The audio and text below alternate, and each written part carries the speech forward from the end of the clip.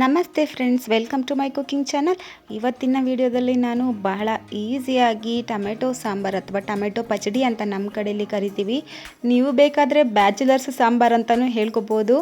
ಯಾಕೆಂದರೆ ಈ ಸಾಂಬಾರು ಮಾಡಲಿಕ್ಕೆ ನಮಗೆ ಕೇವಲ 7ರಿಂದ 8 ನಿಮಿಷಗಳು ಮಾತ್ರ ಸಾಕಾಗುತ್ತೆ.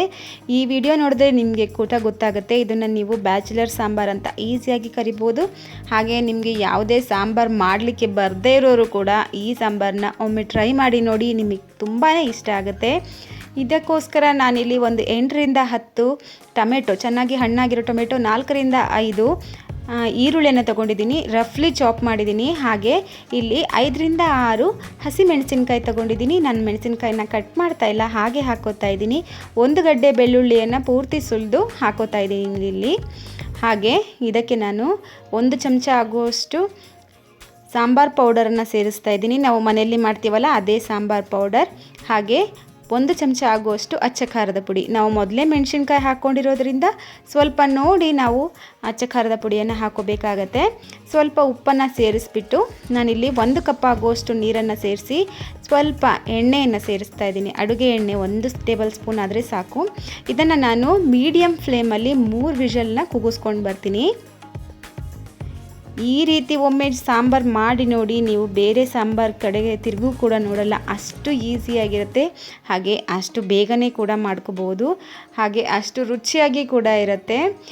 ನೋಡಿ, ಇವಾಗ 3 ವಿಷಲ್ ಕೂಗಿಸ್ಕೊಂಡು ಬಂದಿದ್ದೀನಿ. ಇದನ್ನು ನಾನಿಲ್ಲಿ ನೋಡ್ತಾ ಇದ್ದೀರಲ್ವ ಎಷ್ಟು ನೀಟಾಗಿ ಬೆಂದಿದೆ ಅಂತ. ಇದನ್ನು ನಾನಿಲ್ಲಿ ಒಂದು ಪಾತ್ರೆಗೆ ಸ್ಟ್ರೈನ್ ಮಾಡ್ಕೋತಾ ಇದ್ದೀನಿ. ಈ ರೀತಿ ಒಂದು ಸ್ಟ್ರೈನರ್ ತೊಗೊಂಡ್ಬಿಟ್ಟು ನೀರೆಲ್ಲ ಒಂದು ಕಡೆ ಆಗೋ ಹಾಗೆ ಸ್ಟ್ರೈನ್ ಮಾಡ್ಕೋತಾ ಇದ್ದೀನಿ. ಈಗ ಇದು ಸ್ವಲ್ಪ ಆರಬೇಕು. ನಾವು ಬಸ್ಕೊಂಡಿರೋವಂತಹ ಟೊಮೆಟೊ ಹಾಗೆ ಈರುಳ್ಳಿ ಬೆಳ್ಳುಳ್ಳಿ ಎಲ್ಲ ಆರಬೇಕು. ಹಾಗೆ ಈ ಮಿಶ್ರಣದ ಮೇಲೆ 1 ಕಪ್ ಆಗುವಷ್ಟು ತಣ್ಣೀರನ್ನು ಹಾಕಿದ್ರೆ ಸ್ವಲ್ಪ ಬೇಗನೆ ಆರತ್ತೆ. ಸೊ ಇವಾಗ ನಾನು ಇದ್ರ ಮೇಲೆ ಸ್ವಲ್ಪ ತಣ್ಣೀರನ್ನು ಹಾಕಿದ್ದೀನಿ. ಈಗ ಇಷ್ಟು ಬೆಚ್ಚಗಾದರೆ ಸಾಕು. ಇದನ್ನು ನಾನು ಒಂದು ಮಿಕ್ಸಿ ಜಾರ್ಗೆ ಟ್ರಾನ್ಸ್ಫರ್ ಮಾಡ್ಕೊತಾ ಇದ್ದೀನಿ. ಹಾಗೆ ಇದನ್ನು ನುಣ್ಣಗೆ ರುಬ್ಕೊಂಡು ಬರ್ತೀನಿ. ಇವಾಗ ಇದಕ್ಕೆ ನಾವು ಯಾವ ನೀರನ್ನು ಸೇರಿಸೋದು ಬೇಕಾಗಿಲ್ಲ, ಯಾಕೆಂದರೆ ಟೊಮೆಟೊನಲ್ಲೇ ನೀರಿರುತ್ತಲ್ವ, ನೀರಿನ ಅಂಶ ಇರುತ್ತಲ್ವ. ಹಾಗಾಗಿ ಇವಾಗ ನಾನು ರುಬ್ಕೊಂಡು ಬಂದಿರುವಂತಹ ಟೊಮೆಟೊ ಮಿಶ್ರಣವನ್ನು ಈ ನೀರಿಗೇ ಸೇರಿಸ್ತಾ ಇದ್ದೀನಿ. ನಾನು ಮೊದಲಿಗೆ ಕೂಗಿಸ್ಕೊಂಡು ಬಂದಿದ್ದೀನಲ್ಲ ಆ ನೀರಿಗೇ ಸೇರಿಸ್ತಾ ಇದ್ದೀನಿ. ಇನ್ನು ಸ್ವಲ್ಪ ನೀರನ್ನು ಸೇರಿಸಿ ಇದನ್ನು ಒಮ್ಮೆ ಮಿಕ್ಸ್ ಮಾಡ್ಕೊಂಡ್ಬಿಟ್ಟು ನಾವು ಇದನ್ನು ಕುದಿಲಿಕ್ಕೆ ಇಡಬೇಕಾಗತ್ತೆ. ಇನ್ನು ಸ್ವಲ್ಪ ಕುದಿಬೇಕು. ನಾವು ಇದಕ್ಕೆ ಒಂದು ಒಗ್ಗರಣೆ ಕೊಡೋವರೆಗೂ ಇದು ಕುದಿಬೇಕಾಗತ್ತೆ. ಒಗ್ಗರಣೆಗಾಗಿ ನಾನಿಲ್ಲಿ ಒಂದು ಚಿಕ್ಕ ಪ್ಯಾನ್ ತಗೊಂಡು ಒಂದು 2ರಿಂದ 3 ಟೇಬಲ್ ಸ್ಪೂನ್ ಆಗುವಷ್ಟು ಅಡುಗೆ ಎಣ್ಣೆ ಸೇರಿಸ್ತಾ ಇದ್ದೀನಿ. ಹಾಗೆ 1 ಟೇಬಲ್ ಸ್ಪೂನ್ ಆಗುವಷ್ಟು ಸಾಸಿವೆ ಹಾಗೆ ಕರಿಬೇವಿನ ಎಲೆಗಳನ್ನ ಕೂಡ ಸೇರಿಸ್ತಾ ಇದ್ದೀನಿ, ಒಂದು 8ರಿಂದ 10. ಇದು ಸಿಡಿದ ನಂತರ ನಾನಿಲ್ಲಿ ಒಂದು 5ರಿಂದ 6 ಎಸಳು ಬೆಳ್ಳುಳ್ಳಿಯನ್ನು ಸ್ವಲ್ಪ ಜಜ್ಜಿ ಹಾಕೋತಾ ಇದ್ದೀನಿ. ಅದು ಸ್ವಲ್ಪ ಫ್ರೈ ಆಗಬೇಕಾಗತ್ತೆ, ನಾವು ಹಾಕ್ಕೊಂಡಿರುವಂತಹ ಬೆಳ್ಳುಳ್ಳಿ. ಇದಾದ ನಂತರ ನಾನಿಲ್ಲಿ ಒಂದು ಸ್ವಲ್ಪ ಹಿಂಗನ್ನು ಸೇರಿಸ್ತಾ ಇದ್ದೀನಿ ಒಗ್ಗರಣೆಗೆ. ಹಿಂಗಿನ ಘಮ ತುಂಬ ಚೆನ್ನಾಗಿರುತ್ತೆ ಈ ಸಾಂಬಾರಲ್ಲಿ. ಈಗ ನಾವು ತಗೊಂಡಿರುವಂತಹ ಬೆಳ್ಳುಳ್ಳಿ ನೀಟಾಗಿ ಫ್ರೈ ಆಗಿ ಕಂದು ಬಣ್ಣಕ್ಕೆ ತಿರುಗಬೇಕು. ಅಲ್ಲಿವರೆಗೂ ನಾವು ಇದನ್ನು ಫ್ರೈ ಮಾಡ್ಕೊಳ್ಳೋಣ. ನೋಡ್ತಾ ಇದ್ದೀರಲ್ವ, ಇವಾಗ ಕಂದು ಬಣ್ಣ ಆಗಿದೆ. ನಾನು ಇದನ್ನು ಸಾಂಬಾರಿಗೆ ನೇರವಾಗಿ ಹಾಕೋತಾ ಇದ್ದೀನಿ, ಹಾಗೆ ಮಿಕ್ಸ್ ಮಾಡ್ಕೋತಾ ಇದ್ದೀನಿ.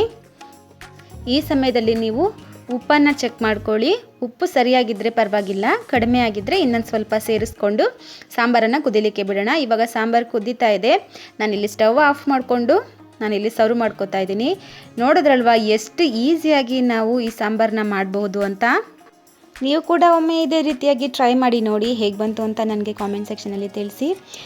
ಈ ವಿಡಿಯೋ ನಿಮಗೆ ಇಷ್ಟ ಆಗಿದ್ದರೆ ಲೈಕ್ ಮಾಡಿ, ಶೇರ್ ಮಾಡಿ, ಕಾಮೆಂಟ್ ಮಾಡಿ. ಹಾಗೆ ನನ್ನ ಚಾನಲ್ನ ಸಬ್ಸ್ಕ್ರೈಬ್ ಆಗೋದನ್ನು ಮರಿಬೇಡಿ. ಮುಂದಿನ ವಿಡಿಯೋದಲ್ಲಿ ಸಿಗೋಣ. Thank you.